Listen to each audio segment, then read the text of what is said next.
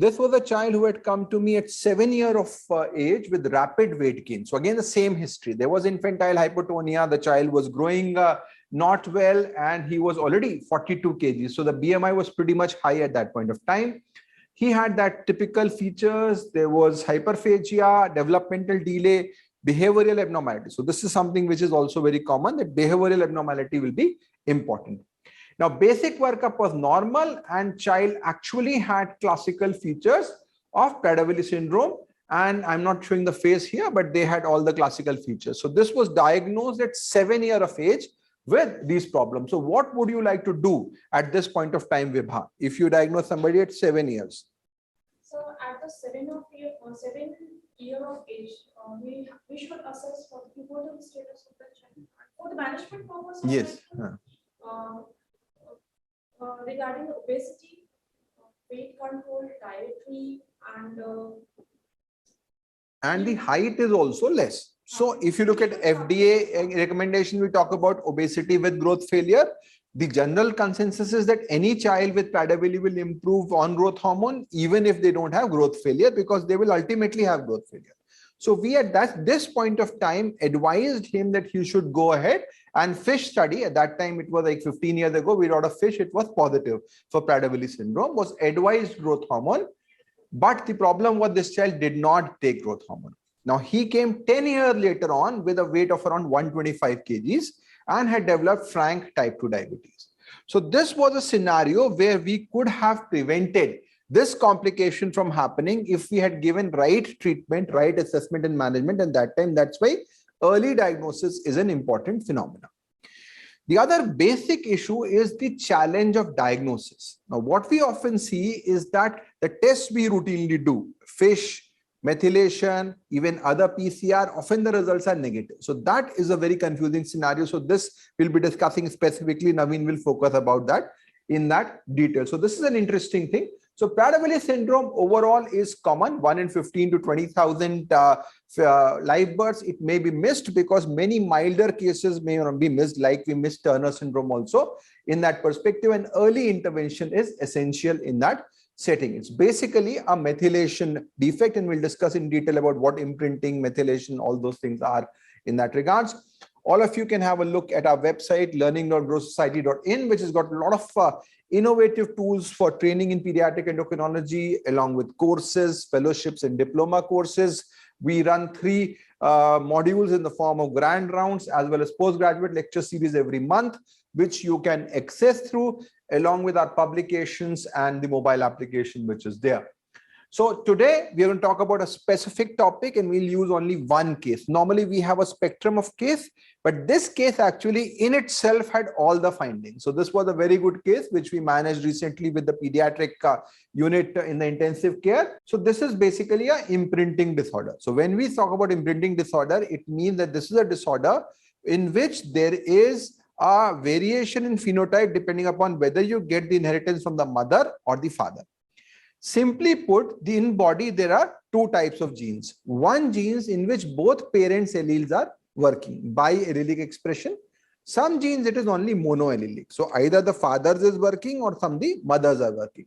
So imprinting disorder simply means that this is those particular genes which are there in which only one parent's genes are active. So this is an example of imprinting disorder. And what are the other common causes of imprinting disorders other than Prader-Willi?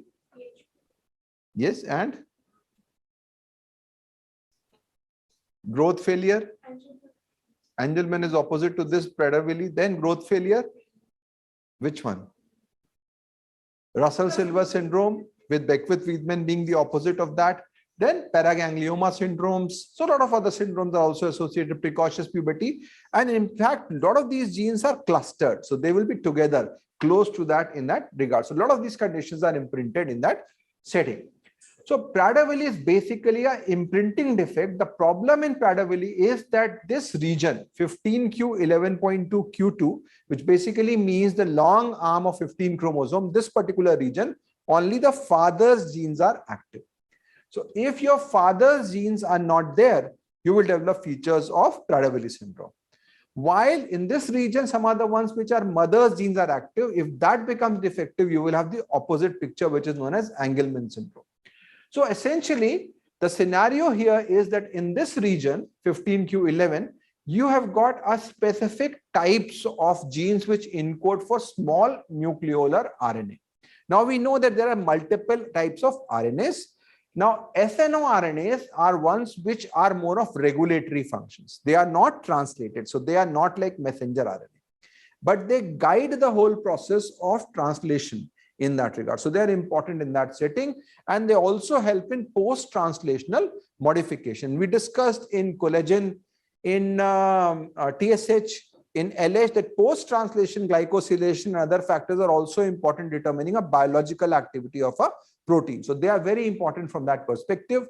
Now, this is not a single gene. So, of course, this is not a monogenic defect. So this is a whole region which is affected. Depending upon how many genes are affected, the phenotype will be variable in that regard. So there are multiple genes which are there, especially MKRN3 is very, very significant, which is for the pubertal onset. There is also one which is dealing with pigmentation, and there are other features there, and McGill2 also is associated. So Prader-Willi syndrome is a, theoretically we can say it's an imprinting disorder in which a group of genes are affected, and that's the clinical scenario. So defect is, as I said, 1 in 20,000. Most of them have deletion of the father's gene. Some there is a duplication of mother's gene, which is uniparental disomy, or rarely methylation studies. Now, this condition, which we'll discuss more in detail, is associated with increased appetite because of ghrelin and reduced activity of BDNF in that scenario. Manifestation we've discussed: hypotonia, growth failure, hyperphagia, and increased pain threshold in that scenario. So let's go one by one. If you have a paternal deletion, what will happen? You've got only one copy of the gene which is coming from the mother, and these genes are sleeping. So how do we get imprinting? Imprinting basically means that you have switched off those genes. So they are sleeping in that scenario. So the defect is in the paternal allele, most common form. Now, how will the manifestations be? Naveen, what do you think about these cases? So the most severe of all the types of genetic. So this is, of course, the worst of all scenario. They will be the most severe disease, and fish will give you a diagnosis because this is deletion. So 60-70% cases fish, and you will discuss more in detail that how fish will help, but this is a scenario you will get the diagnosis immediately. The recurrence risk will be very, very low. Now, if you have duplication of the mother's gene, which is uniparental disomy, what it simply means, it is a complicated term. It basically means that both alleles are coming from a same parent. Uniparental disomy. So the one was deletion, so you had only one copy which was sleeping. Here you have two copies, both are sleeping. So here the problem would be that both the genes are coming from the mother. So this is another important thing, and now it is being recognized more in clinical practice because we have got better genetic tools which are there. Now, what about the manifestations of UPD? Would they be more? But which symptoms are more common? The behavioral side. So often we tend to see that they have got a greater amount of issues with regards to attention deficit and autism-like features which are there. And these features are important to evaluate and assess in that perspective. The next is the imprinting center. Now, imprinting center, basically what it means is that there is a center which is located proximal to this particular gene which regulates imprinting. So if your imprinting center is defective, what will happen is that your father's gene may be falsely imprinted. So it is not going to be expressed. So here the problem will be in the imprinting center. What do you mean by epimutation? Vibha. Silencing is basically methylation of the. So it is another epigenetic. So you do not have any change in the coding, or the sequence is the same, but the sequence is not working. So this is a very, very cryptic scenario. What happens is that your coding genes are already there, but they are silenced. Once they are silent, then the methylation will also be affected. So this form will be the most difficult to diagnose, and this will Naveen will talk about. Sequencing will be normal in this scenario. Manifestations are the recurrence risk will be less because this is, of course, a specific problem and that particular child. Similar clinical features to the other one. If you have imprinting center deletion, now this could be the next scenario. The center is not there. Now, what will happen in this scenario? Again, you will have an abnormality which you can pick up on a sequencing that is there. But why is this one relevant to identify? Because there will be chance of the recurrence. And recurrences could be very, very high. You may have up to 50% recurrence risk also. So that's what question we were asking. Depending upon the genetic defect, your risk of recurrence will be more in that scenario. Now, if you have a paternal translocation, what do you mean by translocation, Naveen? So there is one chromosome, there is an exchange of genetic material between two chromosomes. So this chromosome from the 15q11 goes to somewhere else. So that is going to cause a confusion, because then the whole imprinting thing will become absurd in that sense. So you have got this, the entire genetic material is the same, one goes to the other side. So it's a right thing at the wrong place. This is what you can talk about translocation. So here you have a balanced translocation, again rare. Manifestations, they have a recurrence which is high, and it will vary upon depending upon how much your inheritance is. Clinical features, there is no difference. So broadly speaking, if we talk about genetic basis, the most common is paternal deletion. This is what is the classic. So when we say classic Turner, we were saying X0. Same, you have got this classic phenotype, which is the most severe one which is there. But what we need to understand is that there may be milder phenotypes of Prader-Willi. So you don't need to always have all these facial features that we discussed, because these will be the most severe cases. So in those scenarios, you can look at other ways to identify. That will be the maternal UPD. Imprinting epimutation, again, milder forms, methylation study will give you a clue. Deletion, PCR will give you identification. And finally, balanced translocation, difficult to identify, but high risk of recurrence in that scenario. Now, in terms of pathophysiology, this one I alluded when we were discussing what happens to the hypothalamic axis. So we all know that obesity, growth hormone levels are low, but IGF-1 are high. But in Prader-Willi syndrome, the problem is in the pituitary or in the hypothalamus. It is mainly in the hypothalamus. So it's a hypothalamic defect. So your GHRH will be low, GH will be low, and IGF-1 will be low. So this is important.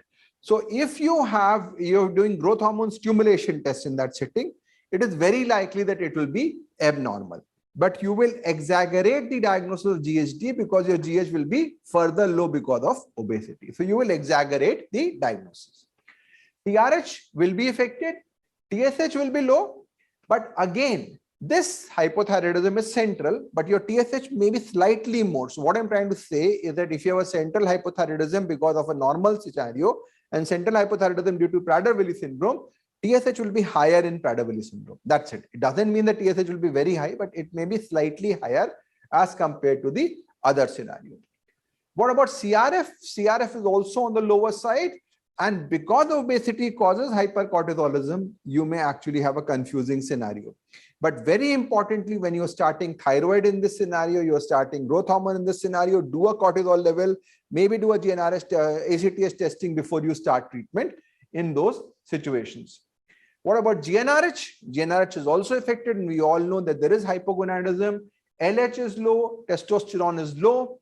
But what about FSH? Naveen?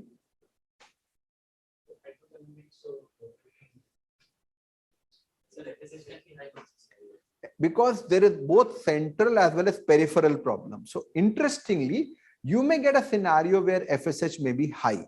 So this is what you need to understand. In boys, typically they will have severe delayed puberty, micropenis, undescended testis. Puberty may not have any onset, but pubarchy may happen. They will always be infertile. Fertility is not there in males with Prader-Willi. Females, they will have severe, because of obesity also you will have a problem. They will have amenorrhea. They may not have periods for 30 years. Pregnancy may rarely happen, but obesity per se will cause a problem. Now, my question to Vibha is, what will obesity do to LH and FSH level?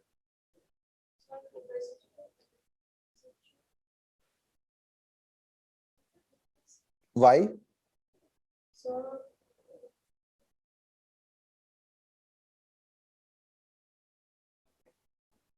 you will have more estrogen because of the fat. Estrogen will suppress, so you will have low. So in morbid obesity in males, you have got hypo, which happens. So again, this is going to worsen in that scenario. So growth hormone axis, we all know that growth hormone levels will be on the lower side. IGF-1 levels will also be low. It's a hypothalamic defect, and therefore there will also be confounding effect in terms of growth. So giving growth hormone in this scenario will be effective. You do not need to do a growth hormone stimulation test in this setting. Now, why are they obese? So the problem is largely at the level of ghrelin. As I discussed, there is also an issue in terms of satiety. So there are two things. One is more appetite and second is low satiety. So other mediators are pancreatic polypeptide as well as a role of BDNF pathway, which is there, but mainly ghrelin is there. HPT axis, I said GnRH is low, LH is low, testo is low, but FSH may be high. So you have this both central and peripheral picture, which happens. There is a disconnect between pubarchy and gonadarchy, and you can often have undescended testis and infertility. So why do we need to suspect PWS, and when should we? So in case of suspecting a case of Prader-Willi syndrome, usually they tend to be diagnosed at a very later age. And usually when they are diagnosed, they usually present with many more complications. So in case if you are diagnosed at an earlier age, then we can prevent the lot of complications which are basically associated with obesity. And meanwhile, we can also start on GH therapy, which will prevent obesity. And we can also start on various behavioral therapy, which will have a better outcome in terms of cognition. So we have to have a high index of suspicion right from the perinatal age group. So based on the various symptoms, based on the various age group, I'll be discussing each of them. So with regards to perinatal, as Sarah already discussed, there will be hypotonia, and which will show features of hypotonia in the form of reduced fetal activity, polyhydramnios, breech presentation, basically because of the frog-like posture which we have in hypotonia, which generally causes a breech-like presentation. And non-term delivery has been uniquely seen in patients which are Prader-Willi syndrome by uniparental disomy and flexed limbs, and with and the most important thing is that when you actually suspect antenatally with features of hypotonia, a lot of diagnosis comes to our mind. The first one would not be case of Prader-Willi. There would be a lot of things which could be a case of spinal muscular atrophy, or it could be a case of congenital muscular dystrophy. So in such a cases, when you're actually suspecting this thing, we would like to go for amniocentesis for chromosomal microarray, which will also identify Prader-Willi syndrome, and it also help in identification of other genetic causes involving multiple microdeletion. So in case if you are suspecting from perinatal point of view, the investigation would be amniocentesis for a chromosomal microarray. And the most important phase is the infancy period. So infancy period also manifests with features of hypotonia, and which is characterized by feeding problems and failure to thrive, and there will also be development delay. And in the same, the things when we are thinking of hypotonia, especially in a country like India, the first most common cause would be the birth asphyxia, which will have initial transient hypotonia followed by hypertonia. So we need to have a detailed birth history, and the other causes would be the congenital muscular dystrophy. In case if it is central cause, it could be corpus callosum agenesis, or any form of cranial malformation will cause hypotonia.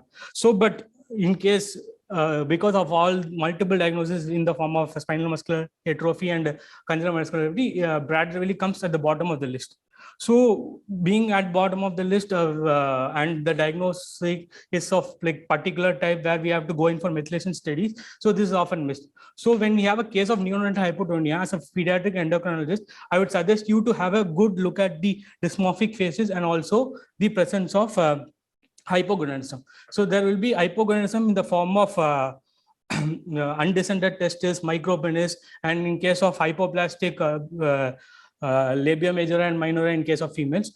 And in case if it is also associated with classical features of Prader-Willi in the form of almond-shaped eyes and the various points which Manoj has discussed, then the Prader-Willi from bottom, it goes to the top. So whenever we have a child who is having neonatal or the infantile hypotonia, it is always important to look deep into the genital examination, which will probe us to go think in terms of Prader-Willi syndrome.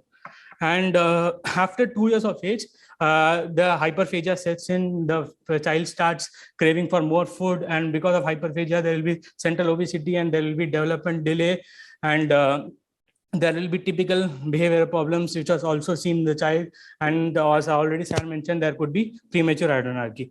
And after 12 years of age, there will be mild intellectual developmental problems and or the same symptoms which are seen from 2 years of age, which would generally tend to become more severe during this age group. And the most important feature which basically differentiate is the same, is the presence of hypogonadotropic hypogonadism, which is more severe, as you could see from the case. The patient had severe form of hypogonadism with a penile length of 1.2 centimeter and very low testicular volume for the age. And with regards to the craniofacial findings, there's nothing to discuss, because you've already seen the form of a photo face where the child had all the features in the form of narrow head shape, almond shape eyes, short upturned nose with thin upper lip and downturned corners of the mouth. And with regards to the criteria, like this is also described in the previous case presentation, and this child will get actually 100 out of 100 for satisfying all the criteria with regards to the Prader-Willi syndrome. So this is a long list to remember. So the basic thing with regards to this is that there has to be 8 points, which out of which 4 points has to be satisfied from the major criteria. So the question which arises is that now the patient is a classical case of Prader-Willi syndrome. Do we still need to go in for genetic diagnosis? Is it mandatory? Because it is very the cost is very high. So when we have all the symptoms, why not we basically think it is a Prader-Willi syndrome, and why not skip genetic test? The basic thing with regards to the genetic test is that the present guidelines basically suggest that genetic diagnosis is mandatory in all cases of Prader-Willi syndrome. One most important thing is to, as already mentioned, to look for the recurrence rate. So recurrence rates varies with the type of manifestation it is being caused, and also in some where the criteria is not exactly fulfilled, where we have a doubt of Prader-Willi syndrome, then we need to go in definitely for Prader-Willi diagnostic test. And why do we need to do diagnosis, and what are the things that we need to keep in mind before ordering a specific genetic test? So we have to have thinking of 4 important components, which is basically to separate out the cases which is basically Prader-Willi syndrome and which is not, because we get a lot of referrals who, as Sir said, there will be obesity, and the mother usually say that my child keeps eating a lot, and some obese children will also have almond shaped eye. So to have to filter out from the classical feature of Prader-Willi syndrome, the first test would be to do a methylation study, which is confirmatory, and if it is negative, it is definitely rules of Prader-Willi syndrome. It is a very highly sensitive and a specific test. And with regards to the prognosis and also the rate of recurrence, we need to follow this test with another test to look for the type of genetic defect, which could be in the form of paternal deletion, uniparental disomy, or imprinting center mutation. And based on the type of the molecular defect, we can predict the recurrence in the next subsequent child. And because of the fact that this being a syndromic child with multiple complications and multiple blood withdrawals for various investigation, and we need to be user friendly, we need to do in all the investigation, and at the same time, if at all there's some possibility of doing it, and it also has to be cost effective, especially in a scenario like Indian population. So with regards to the genetics, it is basically a genomic imprinting defect, which Sarah has already explained in detail, that basically what happens is that there is genomic imprinting involve the 15q11 chromosome, which is characterized by either paternal deletion, uniparental disomy, or imprinting center defect. And in most of the cases, the good part is that it is de novo and it is not transmittable to the other generation. However, in some mechanisms can occur as a result of structural abnormality, which could be either balanced or unbalanced Robertsonian translocation, and which has a higher risk of recurrence. So going in detail with each and every genetic mechanism. So I'm just explaining it again so that it would be easy when we actually describe regarding the diagnosis. So this is the most common form, which is occurring in around 65 to 75% of patients with Prader-Willi syndrome, and it is basically de novo, and there is a chance of recurrence is very less. So this is basically the diagram showing the 15q chromosome, and specific to the 11q11 to 13 region, where the region is divided into 4 this thing based on the breakdown point. So as you could see, there are 4 breakdown points, which is designated as BP1, 2, 1, 2, 3, and 4. And based on these breakpoints, there will be different types of deletions. And the one thing which is basically to look is the area between the breakpoint 2 and breakpoint 3, which is very, very important. So this area, which already Sir mentioned, is the imprinting center, which is present at the proximal area of the Prader-Willi zone, and it also contains the most important area, which is the Prader-Willi zone, which is comprises of the small new RNA genes and multiple genes, which are already been discussed in detail, and also it has the Angelman syndrome region, which is basically codes for the ATP10A and UBE3A gene. So the most important fact is that the Prader-Willi in region, it is paternally expressed and maternally silenced. Whereas in case of an Angelman syndrome, it is basically maternally expressed and paternally silent. So this plays a very important role when we actually go in for fish, which I'll explain in detail when we are actually doing a fish test. And whenever there's a paternal deletion, there will be a defect in all the genes, and these genes are primarily responsible for the various functions which hypothalamus. So that is responsible for all the manifestation, which was already described in detail. So looking onto the types of the deletions, there could be 3 types of deletion, which is the type 1, type 2, and micro deletions. And type 1 deletion is basically between the breaking point 1 and breaking point 3, and which is very long, and it is constituting about 5.6 megabases. And type 2 deletion is basically between the BP2 and BP3. And purpose of labeling the 2 types of deletion is to identify the severity. The more the deletion is, the more the severe is. And in case there could be some micro deletions which could involve at any point, and sometimes it may also involve in the imprinting center, which has a very high risk of recurrence. And so how will you identify the paternal gene deletion? So we can identify on the basis of the following techniques, which I'll be discussing in detail, which involves the fish, methylation studies, and MLPA, and CGS microarray. These are the tests which are used to diagnose a case of paternal gene deletion.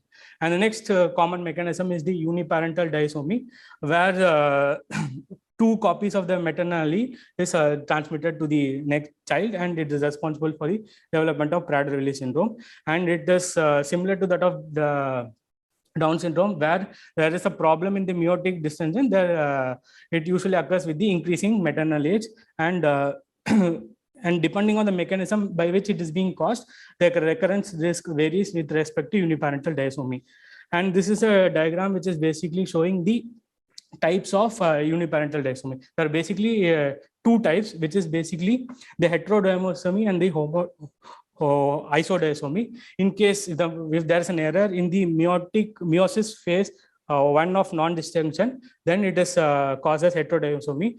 And in case if there is an error in the meiosis phase 2 of non-distinction, then it is caused isodisomy. As you could see from the diagram, that in case of heterodisomy, there will be 2 alleles coming from 15A and 15B. And in case of isodisomy, there will be 2 alleles which are coming from the same chromosome of 15B. That is the basic difference between the 2 types of this thing. And there can be a phenomenon where there could be a translocation of the some other chromosome material to the 15, which basically results in trisomy 15. But what basically happens when there is trisomy 15, it is generally not incompatible, right? So what basically the body does, it causes a phenomenon called the trisomy escape, where there is loss of paternal gene resulting in uniparental disomy. And uniparental disomy is diagnosed by means of methylation studies, MLPA, and also by DNA polymorphism. And the third important thing is the imprinting center defects, which has also been described. It could be either in the form of epimutation or deletion. In case if it is epimutation, the risk of recurrence is very low. And in case if it is a deletion, then the risk of recurrence is 50%. And it is basically diagnosed by methylation study, DNA sequence, and MLPA. So this was the genetic basis which already been described. And with regards to the various techniques, so I will describe each and every technique with regards to the Prader-Willi syndrome, what basically it does. So what basically happens in methylation studies. So methylation studies will have 2 probes. One will be the methylated probe and another will be the non-methylated probe.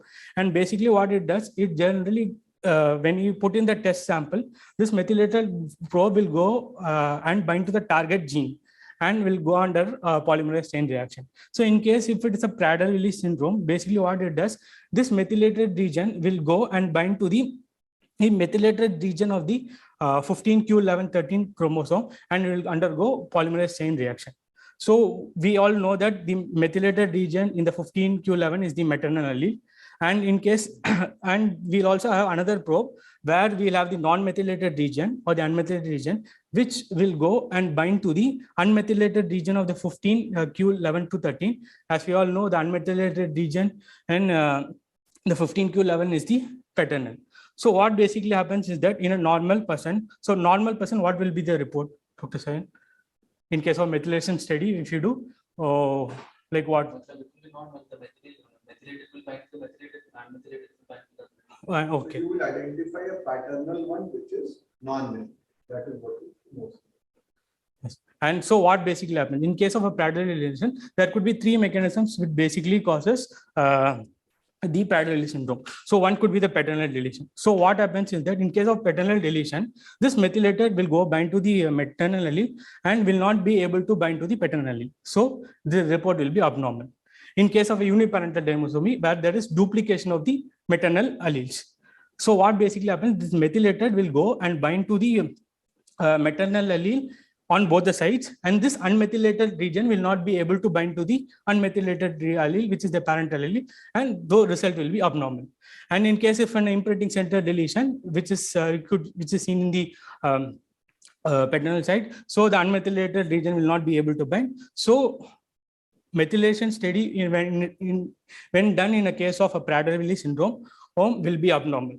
But it will identify nearly everybody. Everybody. But you will not know translocation. whether it is a deletion or basically you are the duplication. Duplication you will be able to know because there are two things. Two things, and non-methylated will not be binding, so there won't be any signal. And third, you won't know whether it is building center. But this is therefore the best screening strategy to identify. Yes, this is best innings, but the only problem is that we will be able to identify, but we will not able to identify the type of mechanism. So if you're not able to classify, we will not be able to identify the recurrence. So this is the basic disadvantage, is that we need to follow it up on other tests, which is in the form of fish, which I'll be describing later, to identify the technique. So there are three types of methylation studies, which was done in the past is the Southern blotting, which is commonly done is the methylation specific PCR. And the one which is routinely becoming the first line of choice in many centers which basically is available is the methylation study MLPA. So methylation study MLPA, basically what the basic phenomenon is. So this is a very robust and a quick test to identify the known variant gene. So if you are doing a particular test, we should know which gene we are going to test in prior. So basically I'll explain the same with regards to the Prader-Willi syndrome. So in case of a Prader-Willi syndrome, what basically is that we are giving primers which are attached to this stuffer material, and we are inserting in the blood sample of the patient, and it will go bind to the 15q11 to 13, which is the target gene which we are focusing on. And in case if it is a normal individual, there will be normal amplification. But in case what will happen, in case if there is a paternal gene, so it will find that there is an abnormality and it will not able to amplify. So the MLPL will be negative in case of a paternal deletion. So this is very good for a specific particular known gene. Yes, sir. You can't do it for exploratory purposes. Like NGS, you are looking at the whole thing. You know there may be one defect I want to look. That region basically. Yes. That will be there. And when we are actually looking at uniparental disomy, basically, so it will also show some form of abnormality, and where there will be very difficult to distinguish this case of MLPA. So whenever it is uniparental disomy, it is not confirmative. So we need to follow it up a DNA polymorphism study. And in case of an imprinting center deletion, which is the most important aspect because there's a high chance of risk of recurrence. So it will be able to identify the deletion in the imprinting center. But MLPA is a test which is basically suggested for large deletion. So sometimes if the deletion is very micro, we may not be able to pick it up. But in most of the cases, we'll be able to pick it up. And when we are actually doing with both, when we are actually doing a methylation study and a MLPA study, the single test will be able to identify whether it is Prader-Willi syndrome. As I already explained, methylation study, it is confirmatory for all the three. So we'll be able to identify, and with the help of the MLPA, we'll be able to identify the type. So we'll be able to identify whether it is paternal deletion or it is imprinting center deletion. So if it is imprinting center deletion, we need to give a genetic counseling. There is a chance of recurrence in the next pregnancy. And if it is a paternal deletion, we can be sure that the chance of recurrence is very less. And the next thing, if it is a uniparental disomy, then it is not sure because the test is not very much clear. So we need to repeat with a DNA polymorphism test, which I'll be discussing and we'll be going further. This is the basics of methylation study when we are doing the fluorescent cytohexane. So basically, what the next important test, which we are very familiar with, is the fish, but it is very costly. So basically, what the same test where we are having a primer which is being tagged to the fluorescent, and which is also inserted in the blood sample to target a particular gene.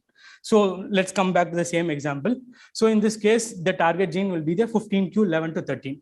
So what basically is that when in a normal human being, so everybody here will be having the normal set of paternal and maternal genes, having 15q13, and there won't be any problem. So what basically happens? So it will go, it will bind, and there will be a fluorescent signal which is emitted, which is considered to be a normal. So what basically happens in case of a paternal deletion? So when in case of paternal deletion, it will not be able to bind to that particular gene. So there will be no absence of fluorescent signal. So what will happen to a maternal deletion? So maternal deletion or paternal deletion, it is not able to diagnose because they are basically diagnosed on the basis of methylation and non-methylation. So if it's not able to diagnose, it will go bind to the maternal gene, and if it is deleted, it will not show a signal. So the most important aspect with regards to the fish is that even if it is suggestive of Prader-Willi syndrome, it is not confirmatory because it could be Angelman syndrome also, because in the early stage, Angelman syndrome symptoms slightly correlate because it also has some form of developmental delay and there is a high BMI. So, but in most of the situations when we are almost sure of the fact that there will be severe form of hyperphagia, almond shape, then it is a very good test. But in case where the diagnosis is not clear, it is still not confirmatory. And the second thing, whether it is specific. So when we do a fish, if there is uniparental disomy, what basically happens? This fish primer will go and bind to the 15q11 to 13 region.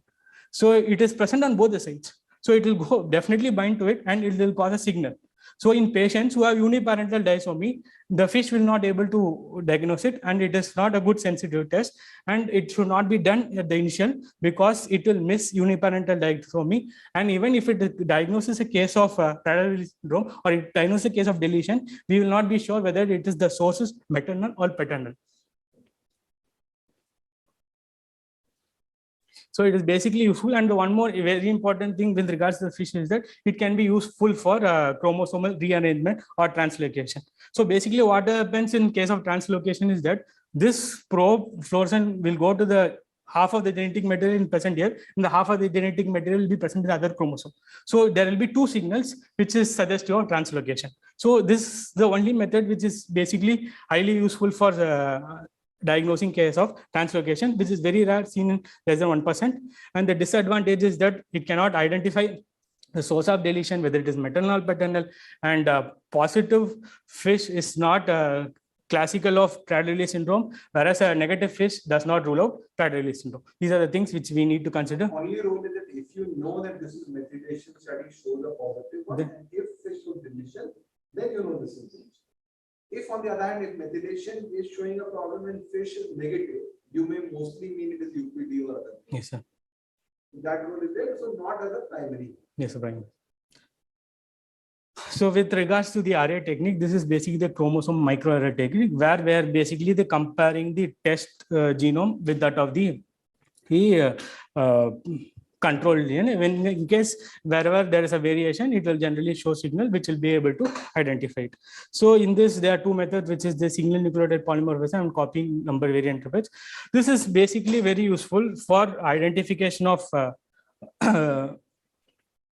paternal gene deletion, because there will be deletion which is not seen in the control, so it will be able to detect. So it will be able to detect uniparental disomy, which is not seen in case of the control. And as I already mentioned, the one which we are actually sure is the Prader-Willi syndrome. In this case, methylation study would be the ideal choice. But in a lot of cases, we are not very sure it is a Prader-Willi syndrome. So in such cases, when the diagnosis is not known, when there is a very huge number of differential diagnoses, then this would be an ideal test, because with the help of chromosomal microarray, we will be able to identify paternal deletions, uniparental disomy, and so we will be able to identify various micro deletions which are responsible for obesity. So in a scenario where we are not sure whether it is Prader-Willi, this would be a very ideal test. And the disadvantages is very expensive. It costs more than 20,000. And the other thing is that it does not identify the chromosome. Microarray is like a old generation engine. Yes, sir. But so many other abnormalities you want to test at a one go. But if you know the small likely Prader-Willi, then microarray is not going to be a great test in that regard. So now, if you have to order one single test, which one will you do? Sir, if one single test, I will do a methylation MLPA, because at the same time it is doing a methylation study as well as it is doing an MLPA. So identify the cause also. So that will be the ideal test. So I will go for this.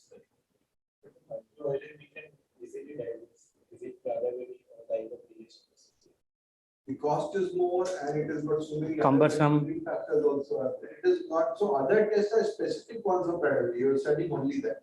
Microarray, you may study how your array, how much they are developing will depend upon that. You can develop 20,000 genes, 10,000 genes, what sort of thing.